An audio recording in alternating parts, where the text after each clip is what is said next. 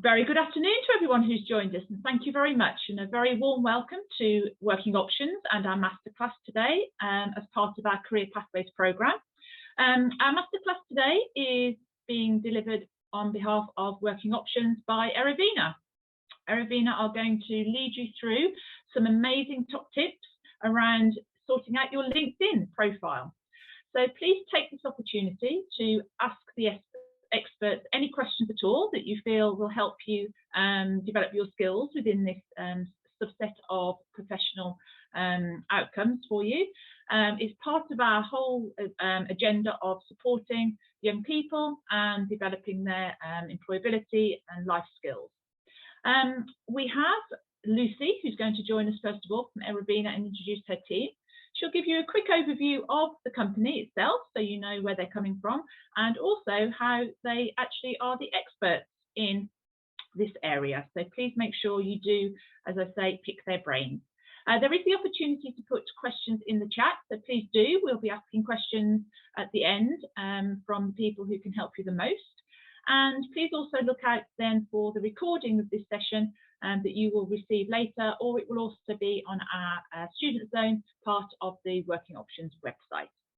So without further ado, if I can introduce Lucy to you and hand over, and please make the most of the opportunity we have with our experts here. Lucy, a very warm welcome. Thank you. Very nice to be here, and thank you very much for asking us to be part of this. We're the team at Erevina. If I can just have, so I'm Lucy. I'm the chief marketing officer. Basically means I run marketing at Erevina. So I help promote the company to our clients and the candidates that we work with. And I'm joined by my colleagues Emily, Charles, and Gemma. And they use LinkedIn every day as part of their role for research purposes and researching candidates and clients. And they're going to share with you the expertise that they've developed and some good hints and tips about using LinkedIn. So just very briefly, who are Erevina? Oh, sorry, just quickly, this is what we're going to cover. We're going to cover what is LinkedIn, who are Erevina. Gemma's going to do a really useful practical session on setting yourself up on LinkedIn. So how do you actually get started? Emily's going to talk about using LinkedIn for searching for a job and how you go about doing that. And then Charles is going to cover using LinkedIn for research. So how you can go about researching different companies and different people using LinkedIn. And then at the end, we'll have questions and answers. So as we go through, if you think of something, please do stick it in the chat, and we'll try and cover all the questions at the end. So who are Erevina? Very briefly, we're a boutique executive search firm. So that sounds very exciting. Actually, we're a specialist recruiter. We recruit senior people for our clients. So some of our clients that you might have heard of, people like BeReal, Too Good To Go, and Zoom. These are all tech companies who are growing very, very quickly, and they need our help to identify and hire the best leaders for their business. So when they have that need, they will employ Erevina, and we will go off and we will research the market, and we'll use our network and we will assess the market, and we'll come up with a list of suitable candidates for them, and we'll help them hire the best person for a particular role. And obviously we use LinkedIn extensively for doing this. So what is LinkedIn? It's actually a social networking platform. So similar to an Instagram, but it's actually for professional use.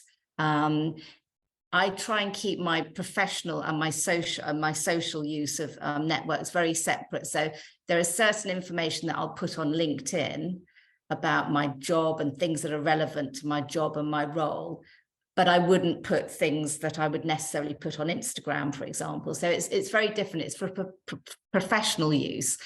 It was launched in 2003 and is actually owned by Microsoft now, and it's the largest professional platform, 875 million members, which sounds like a lot, but it's actually only about half of Instagram, but it's a lot of people. And it's for connecting and networking across across industries, with people that you've got something in common with, people that you want to get to know and get to understand. But also companies have profiles on LinkedIn. So I'm responsible for the Aravina profile on LinkedIn. And we do that to market our services, both to potential clients, but also to potential employees. So we use it as a recruiting tool ourselves, and we'll talk a little bit more about that in a minute. And every week, over 52 million people are using LinkedIn to look for a job or an internship. So it's a really useful way of looking for a potential job. And it's never too early to start. 20% of users between the ages of 18 and 24. So, don't leave it. I would say have a look and follow some of the tips that you're going to hear about now, and get yourself started on LinkedIn. So I'm going to hand over to Gemma, who's going to lead you through how to set up your profile. Hi everyone, so I'm Gemma and I joined Aravina about 6 months ago. I came out of uni in Liverpool. I did international business and joined Aravina with a grad job. So really exciting, and I understand the position you guys are all in. So this is my profile. By no means your perfect profile, but hopefully gives you some ideas about what a LinkedIn profile should look like. You can see a few aspects I've included. So about info, so kind of what I'm doing now, what I studied, what I've done in my kind of career, part-time jobs I've done, and my education. So that'll give you kind of a bit of an idea, and feel free to give it a bit of a stalk and have a look, just use it as a template. So I will cover setting up your LinkedIn, and it will cover these 7 steps. It's when you start setting up on LinkedIn, it will actually prompt you through these different steps. LinkedIn's algorithm rewards you for doing all of them. And so if you have a complete LinkedIn, then you'll actually show up higher in searches, and so you'll be seen more by recruiters. So it's really in your best interest really to set up a complete LinkedIn. So first of all, creating your account. It might sound like a silly thing, but actually having an email address is super important, but not just an email. I wouldn't recommend that you use a school or work email. Use a personal one. So as you move between different schools, colleges, jobs, you can keep the same account. And obviously it's a professional setting, as Lucy mentioned. So no kind of nicknames or pet names or anything like that. Just your full name is perfect for this bit. So photos. It's definitely not Instagram, so just keep that in mind. I like to think of a photo on LinkedIn as kind of like a passport photo, but with a smile on it. So it's the same kind of thing. So appropriate clothing, plain background, no posing, save the peace signs and selfies for Instagram. This is a professional photo. So yeah, definitely keep them separate. And as you can see at the bottom here, if you actually press on your profile photo when you're on LinkedIn, it will give you the options for different frames. So if you're looking for a job, you can actually set an open to work frame. So whenever anyone comes across your profile, they'll be able to see you're open to work and then can approach you appropriately. Headlines. So if you comment on a post or anything, this is the first thing that people will see of you. So this is like a quick snapshot of who you are, what you're doing, or what you're studying, what you want to be doing. So you can see Charles's in the top right here, Senior Associate at Aravina, and that's perfect. You only have 120 characters, so just something short and sweet is perfect for this. Once you have your headline, it will mean that people can see who you are, a little bit about you, and then they'll press on your about info once they've seen your profile. So this gives you a bit more space to kind of go into depth about who you are, what you're interested in, what you're doing at the moment, what you're looking to do in next steps, and also personal things. So you can see that Charles has included what he's doing, what he enjoys doing, and then also what's important to him outside of work. And I just say, kind of write in the first person. It's good to be personal, and you're talking about you and who you are, and use keywords as well. So if you're kind of pursuing a career in customer services, and talk about things like communication and things like that, are really great to put in this bit. Again, you'll come up higher in searches by people who are looking for a customer service assistant if you put that kind of thing you're about. So experience and skills is a funny one, in my opinion, because if you'd have asked me 6 months ago, I would have been like, I don't have any experience or skills, but actually it's important to remember that you do. No one expects you to be a 5-time CEO because you're in education. So anything like work placement, shadowing, internships, part-time jobs are really great to put here. They undoubtedly give you really good skills and time management and communication, teamwork. So definitely include those. And voluntary work, again, is great to include because it shows people that you are value driven, what you're interested in, and that you spend your time doing things that aren't kind of to do with money or your education. And you can detail your kind of achievements there as well. So you can see that you can see Charles has put a little bit underneath his, which tells a bit about what he's been doing and his achievements and that kind of thing. And then the skills section is somewhere where you can put all the skills that are relevant for you. And I would focus this towards what you want to do in your career. So, as I said, customer service, add communication. If you're wanting to do, I don't know, data analysis, then things like problem solving and kind of mathematical skills would be all great to put in. But people can add up to 50. I wouldn't add 50 because you don't want to blow your own horn too much, but definitely, don't doubt yourself and add quite a few, and people can endorse you. And again, it means you'll be viewed higher on people's searches. Education, so schools and colleges that you've been to, this is where you put it, and you can share your results if you feel comfortable doing that. Basically, with your education section, you want to make it so when recruiters have a look on your profile, they can see if the roles they're working on actually would be a good fit for you. So that's really the main reason you want to include that. And it's quite a good section for achievements. You will have a lot of things to put kind of in education versus what people who've been working for 20 years will have in their kind of job experience section. So if you've won awards like high achievement awards, if you've been members of clubs, so sports clubs, music clubs, competitions and extracurricular things, so that could be things like D&V that you might have done, team projects you're proud of, or positions of responsibility, so prefects, head girl, head boy, team captain, all of that kind of thing would go into your education. So clusterizing your URL is actually a really nifty trick on LinkedIn. So basically, you can press on your profile and go on edit public profile and URL. And under the edit URL section, you can change it to your chosen URL. And basically, it gets rid of all the letters and numbers that make something look quite messy. And it's basically your own personalized URL. You can see Mark Zuckerberg's one looks messy, and Bill Gates's one looks beautifully clean. And so you want to channel your Bill Gates energy into your URLs.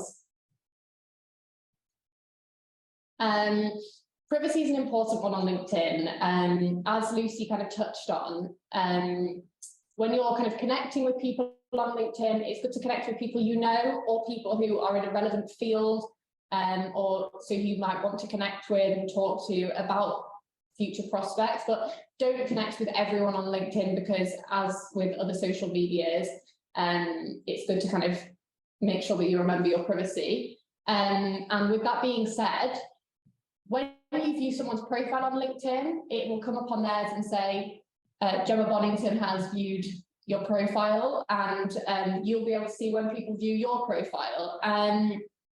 So you can make this private. So you just click on your profile picture, open the settings and privacy page, and go on visibility and profile viewing options. And then, as you can see on the right, what comes up, you can choose kind of to be visible and make it slightly profile. So it would say someone at Eravina, or just make it completely private. And, you know, that's a good way of being able to keep a bit more privacy when you're using LinkedIn.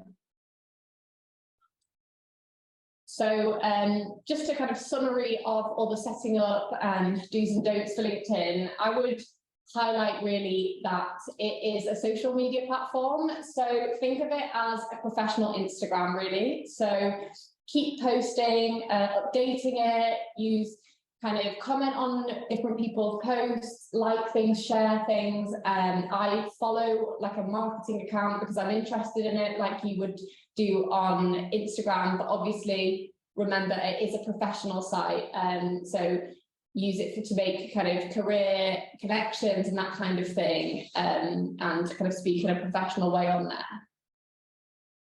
But that's kind of a bit of a basic intro into setting yourself up. Hi everyone, my name is Emily. I'm a principal here at Eravina. I've been working in recruitment for 7 years. I actually started my career recruiting school leavers and graduates. So yeah, all of the stuff that's put together today hopefully is quite helpful as well. So just wanted to do a quick kind of high level on some of the facts and figures and why LinkedIn should be kind of integral to looking for a job, or even just researching the sorts of jobs that you might want to do. So approximately 52 million people search for jobs on LinkedIn every week across the globe.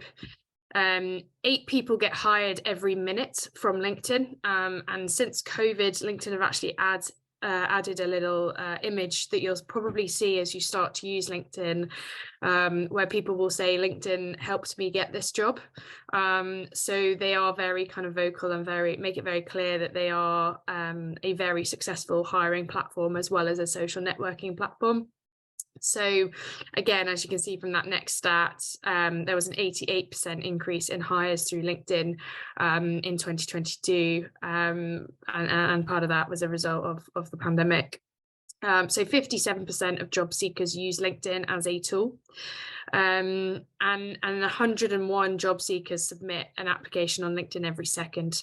LinkedIn has done some really useful built some really useful digital tools when you are applying for jobs. So we'll have a look in a minute at a kind of live version, but you can pre-upload your CV. You can create a CV from LinkedIn that basically just enables you to apply for jobs on LinkedIn with a click of a button. And as Lucy said earlier, we here and in all kind of search and recruitment firms use LinkedIn pretty much every day to be part of our process around vetting, hiring and researching candidates. I don't think Charles and Gemma would probably agree. I think if we couldn't do our jobs, or we wouldn't be able to do our jobs in LinkedIn, we probably wouldn't do this if we didn't have access to LinkedIn. So yeah, just a few things around kind of job searching, and actually, like I said, we'll go through a live version in a second. One of the big things around searching for a job is your location. A lot of jobs on LinkedIn don't actually put a location. So one kind of key tip, if you are searching for jobs on LinkedIn, don't always limit yourself to just, okay, I live in London, I'm going to search for jobs in London, because a lot of jobs may well be able to be done remotely, or it might be that a business is hiring 8 or 9 people across the UK, and so they might not put a location. So if you filter jobs by location, you will only get the jobs that are kind of advertised as being based in those places. It's a really useful tip. Yeah, mix up your search parameters. One of the kind of most confusing things for us in the industry is someone in one job will describe themselves as a sales manager, and someone will do exactly the same job in another company and they'll call themselves an account manager. So it's really important to be creative around the way that you search for jobs, the words you use, the companies you're looking at, etc. And in fact, instead of going through the next 2 bullet points, I'm just going to go through a live version. I'm just going to share my screen. Fantastic. So this is just going to be a quick kind of run through of the tools, tips, tricks, ways that you can search for jobs and make your kind of job application process on LinkedIn kind of quicker and easier. So your homepage on LinkedIn will look like this when you log in. So yeah, it will look like this. Up here is your kind of main toolbar, and right in the middle, you'll see jobs. So if you click on jobs, this is your kind of job searching homepage on LinkedIn. So you can see here, these are my recent job searches. This is kind of part of having a premium LinkedIn, so ignore this bottom box here. On the left is a really, really useful toolbar, and I would recommend everyone has a look at some of the kind of tips and tricks here. As I said earlier, there is actually a resume builder here, so you can click on it.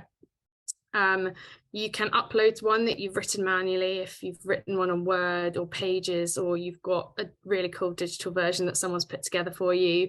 You can upload that and use it, or alternatively, you can hit this little button here, and hopefully you'll have filled in all the really useful information that Gemma just gave you, making sure that it's kind of full of everything it possibly could be around kind of why you're relevant for roles and the experience and skill sets you offer.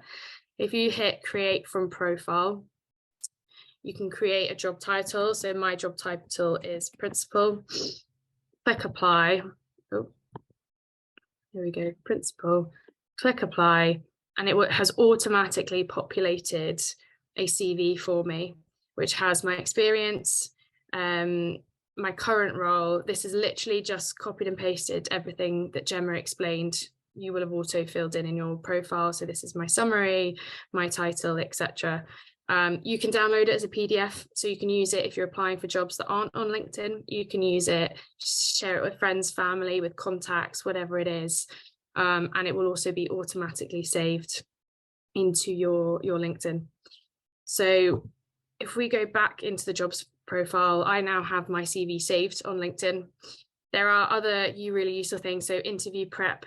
One of the kind of best parts about the prep on LinkedIn is these questions down here. These 26 questions are the 26 most asked questions in interviews at an entry level or at a kind of associate level. So I think big piece of advice from us would be once you do get to the point where you're applying for jobs and you're maybe getting interviews or you're being asked to fill in a questionnaire, do have a look at these questions and have answers ready for them, because it's a really useful, easy access, all in one place kind of tool to have. So that's your interview prep, your resume builder. There is also some, they brought in a lot of kind of, like there's a YouTube plugin, for instance, on LinkedIn, where in your job seeker guidance, there's lots of videos and other kind of bits of helpful content. You can also do something called demonstrate skills. So LinkedIn will let you complete kind of quizzes and questionnaires. And if we click into it, it will let you kind of take a quiz here that will award you with a badge or like a certificate on LinkedIn. And that is almost like having someone recommend you or having someone endorse you for a skill set on LinkedIn. It's almost like your skills been verified by a third party. Some recruiters will look for that at an entry level as a kind of evidence-based kind of, I guess, like a way of taking a reference when maybe you've not got experience in that industry. It's a kind of verified way of saying, actually, I can use Word, I can use Excel, I do know about networking. And I think you only have to score in the top 30% as well to actually be awarded the certificate. So it's quite a good way to kind of confirm your skill set.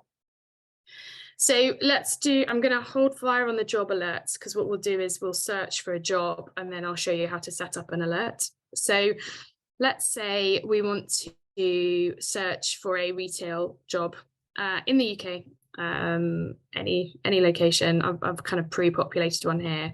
So I would search in the toolbar up here, retail. You can see that there are 20,783 entry level or internship level retail roles that are open and being advertised on LinkedIn. You can scroll down, you can obviously filter it more narrowly by location if you want to. One of the options on location is, or you can, in fact, you can see it here, on-site, remote, hybrid, if you have a preference. So you can have a look through all of these. I think there's a few kind of interesting looking ones here. Let's just pick this one, sales associate in Canary Wharf. This is a really good kind of overarching intel on the business. It will tell you the kind of industry they operate in, the size of the business. One really useful tool, if you've done your kind of networking piece, if you've connected and followed lots of people, this little bit of information here, and I obviously don't know anyone that's worked at Coach before, but this bar here will also tell you if you've got any mutual contacts, if there's anyone from your school or anyone from your university, your college, maybe a job you've had before, who now works at Coach as well. So that might well give you somebody where you might be able to say, oh, that person in the year above me at school, he now works at Coach. I might actually reach out to him and ask if they're hiring and see if I can get a slightly warmer introduction to the role, or even just learn a little bit more about what the role involves. So this toolbar is quite useful as well. I'm just going to have a quick look and see. No, I don't know anyone from Kate Spade either. It's really unhelpful as I've never done retail as a sector. But the idea is you'll get the job description, you'll get the requirements for the role, you'll get all sorts of information on the actual business themselves as well. And if you want to apply, you literally can just click the apply button and it will ask you here if this is the profile you want to apply with. I mean, I've applied for jobs for my sister, etc. before, so it will just verify. You'll hit continue, and it will ask you if you want to submit the CV that's on file. If you've got more than one CV on file, the LinkedIn one and another one, just make sure you obviously upload the right one, and it will, I'm not going to do it because otherwise I'll end up applying to this role, but it will take you through, it will ask you to confirm your details, ask you if you want to submit any additional materials or kind of evidence in support of that, and it will take you through. And I think you can make a job application in LinkedIn if it's set up with a premium, if the business is set up with a premium recruiter account, in less than a minute. So as much as we never recommend the kind of spray and pray approach to applying to jobs, LinkedIn has done it deliberately so that you can do it quickly and you can do it efficiently. And the final piece I'll just mention about on jobs is you can do something here called set alert. So if you say, okay, I 100% want a retail job, there's maybe one role here that's right, but otherwise there's not many. What you can do is click set alert. This will now come up and say alert that there's an alert on. And if you click this little tab down here, manage alerts, you can manage the frequency in which you're notified and the type of, in fact, here we go. Let me bring this up. Is it going to work? There we go.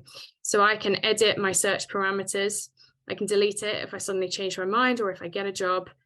I can click this as well, where you will then be emailed and notified through your notification tabs on LinkedIn when there are jobs that they recommend. So that's your kind of overarching kind of job alerts piece. And then if you click into this bit of the toolbar, job alerts, you'll have a list of all of the different job alerts that you've got on as well. If you click edit, you can say, I want them weekly, I want them daily, I want them by email, notification, etc. So it is a really useful tool. I think I'd say be careful with job alerts. Don't set up 2, 3, 4 for daily notifications, because there, as you can see, there's already kind of 21,000 jobs in retail on LinkedIn, and you will be inundated with notifications. But have a go, try it out, try the different frequencies, different kind of search parameters, and yeah, and hopefully that will be there'll be kind of plenty of job opportunities on LinkedIn as a platform. The other part of LinkedIn, once you've set up a profile, once you've had a look at the jobs, you guys are still very young. You might not know what job you want to be in 5, 10 years' time.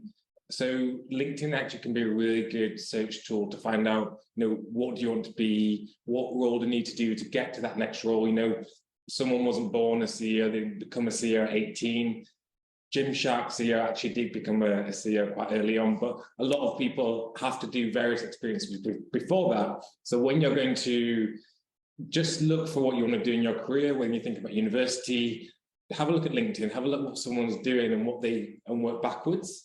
The other side of things as well is when you're going for job interviews, when you're looking at different roles, have a look at other people in a role, have a look at how big the company is. You can use LinkedIn as a source of information, so you can go in armed with questions, armed with information, and then really impress your interviewer. So what we'll do, we're just going to, rather than talk through it, similar to Emily, we will sort of go through a search with you so you can see how we would use it every day and how you can pick the information.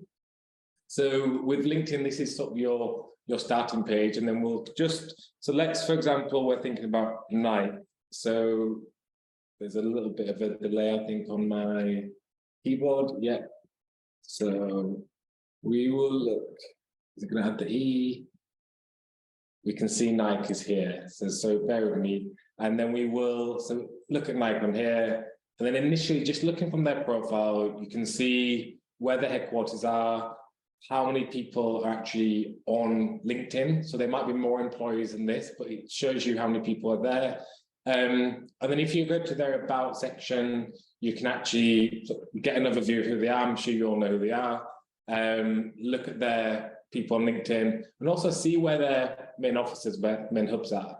And you can also even, so if we go up here, so this is what we would do, we might look for someone here that is relevant. So one search we want to do for you would be, let's have a look at a software engineer. So let's have a look at a software engineer. Is that typing? It's not typing. I know I said that. Oops, we don't have any type. So, I think what I can do. There's a different way we can look. So if we go in here, and then you can actually, so we've just gone to the employees here, and then we'll have a look at Jason.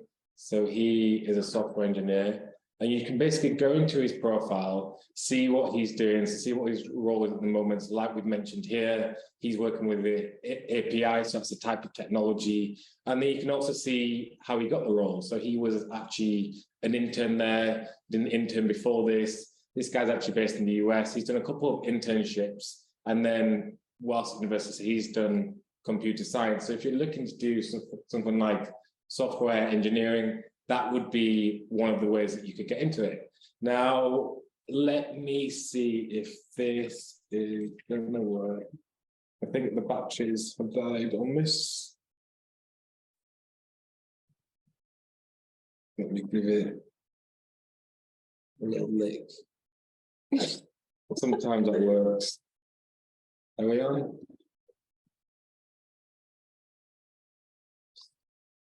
Yes, let's go back. So then the next one we want to look at is, so let's have a look at, so let's say you're applying for a role at, where's that gone now? Sorry, that's my time. Oh, F11. There you go. So we're going to the search. So let's say we're applying for the software engineering role at Nike. Then one thing you might do is maybe have a look at the head of engineering. You see that, guys? The lick worked. So we have a look, head of engineering. So that's likely who a software engineer is going to be reporting into. So we're going to look at people, and this is all in the presentation, which we'll send out to you. We're going to look at current company. So Nike. So this will really refine things. And then let's do location, the UK. So imagine you guys are all going to be looking there.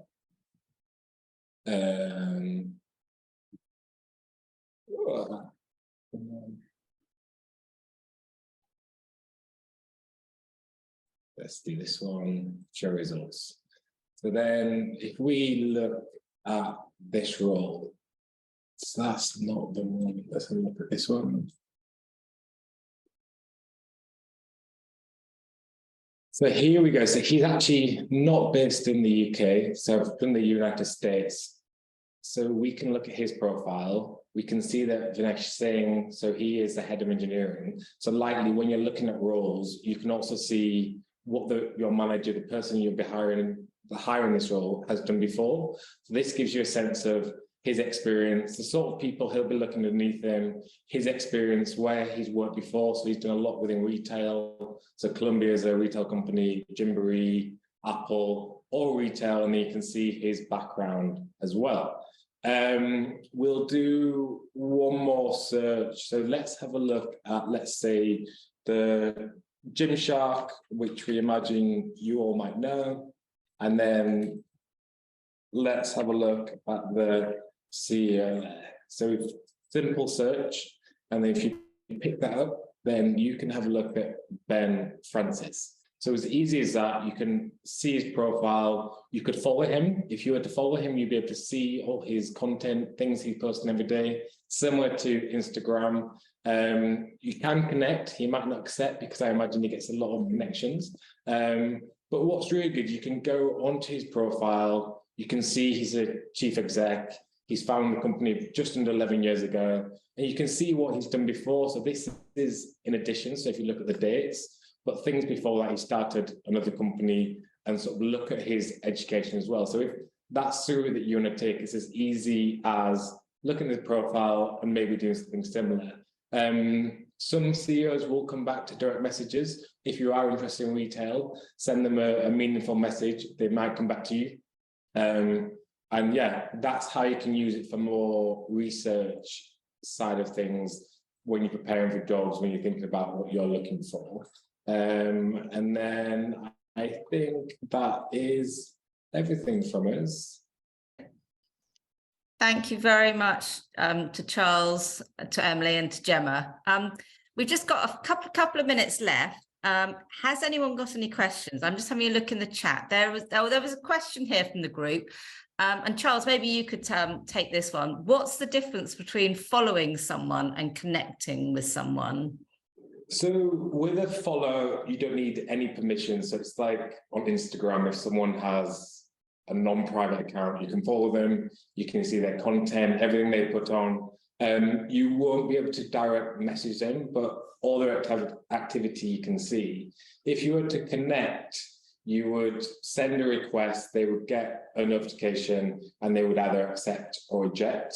Once you've accepted, you would also have contact details shared. So a lot of people put on their phone number, their email address, and you would also be able to speak on a LinkedIn Messenger, which you have. So it just brings you that much closer and makes you more accessible to them. Thank you very much. Another question. When you're writing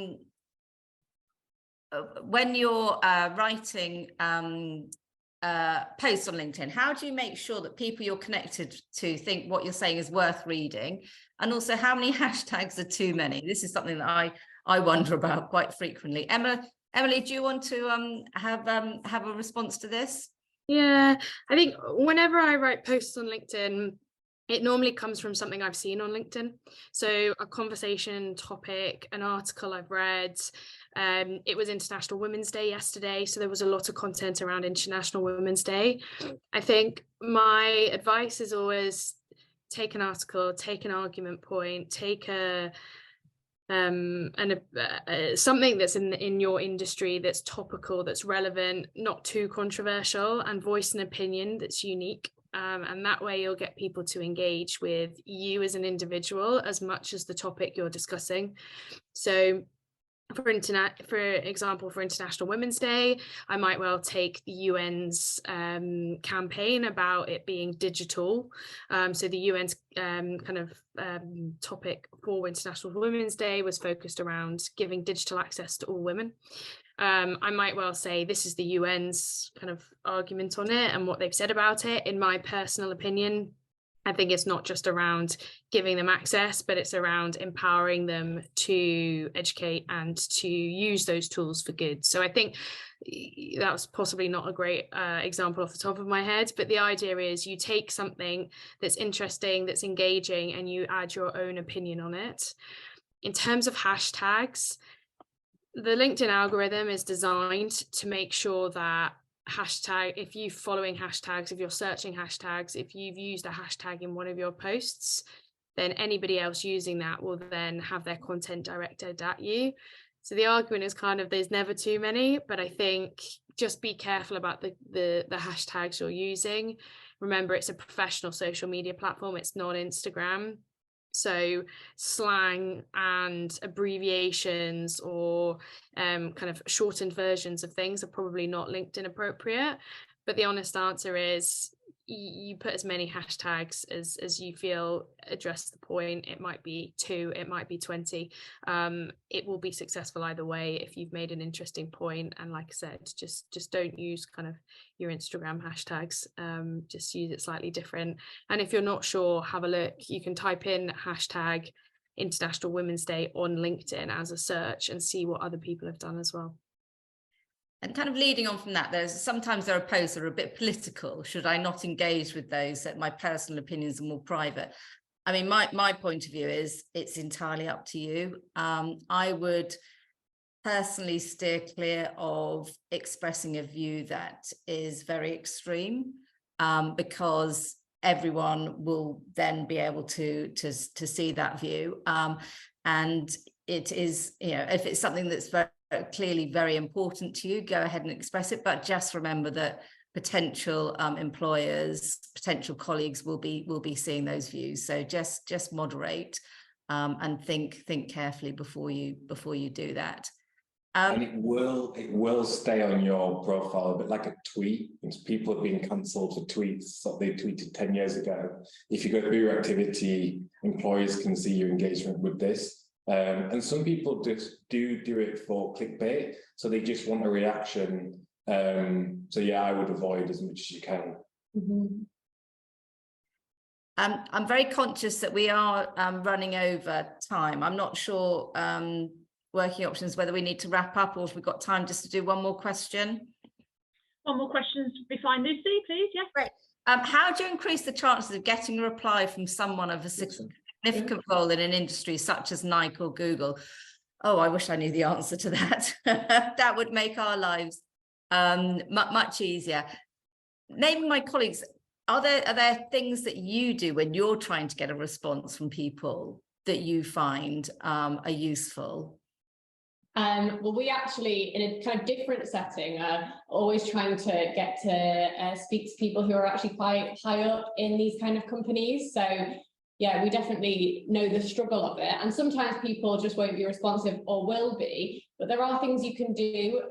So if you have mutual connections, you can kind of touch base on that, or mutual interests, that kind of thing. And also kind of talk about, make sure you connect on why you're connecting with them. So if you are looking to be in that industry, you're really interested by their profile, and maybe reference something they've posted, would be a great way to kind of prompt them to respond to you.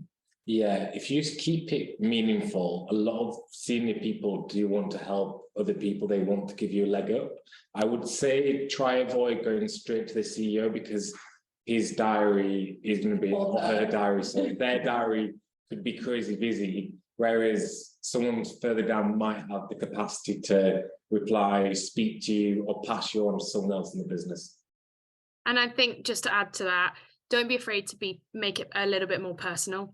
So obviously within reason, if you grew up in the same area as where they went to school, or if they've posted something about International Women's Day, or posted something about rugby and you're a really big rugby fan, don't be afraid to say, oh, I saw your post about X, I thought it was really interesting, I'm a big rugby fan. Or what is it that Nike have done around International Women's Day, I saw your post and it was really interesting. So don't be afraid to make it a little bit personal and build a bit of rapport that way, but obviously within reason. Don't say, oh, I looked you up on Instagram and I saw that you've got the same kind of dog as me. I think that's probably over the line. But within reason, if you can, make it a bit more memorable and personal. Thank you very much. Well, thank you, and thank you everyone for your time and your attention, and for listening to us. We will share the presentation. We're very happy to do that. So There was a lot to cover in there, so please do have a look back at it. And if there is a QR code, if you wouldn't mind leaving some feedback, we'd find that really, really helpful as well. Yeah. We can share that. That's great. Thank you so much to the team of Eravina. And I'm sure if there are any remaining questions or any questions that do come up following now the end of the session, we can get those to you, Lucy, and your team. Yep. And we can share those out by email to everyone that's come here and joined us today. So thank you very much indeed. A huge amount of top tips, raised curiosity about how LinkedIn can actually support you even further than just, you know, sort of connecting directly with people. Certainly for me, it's raised my awareness now of actually how potentially important it can be for a way of not only finding a job, but actually then getting your own skill set out there for other people.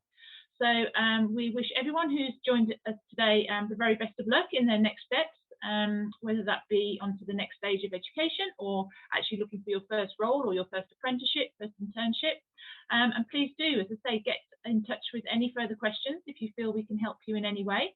The recording, as we've said before, will be shared with you, and you can also find it on our website if you want a recap. But in the meantime, very best wishes, and thank you again to all our team at Eravina.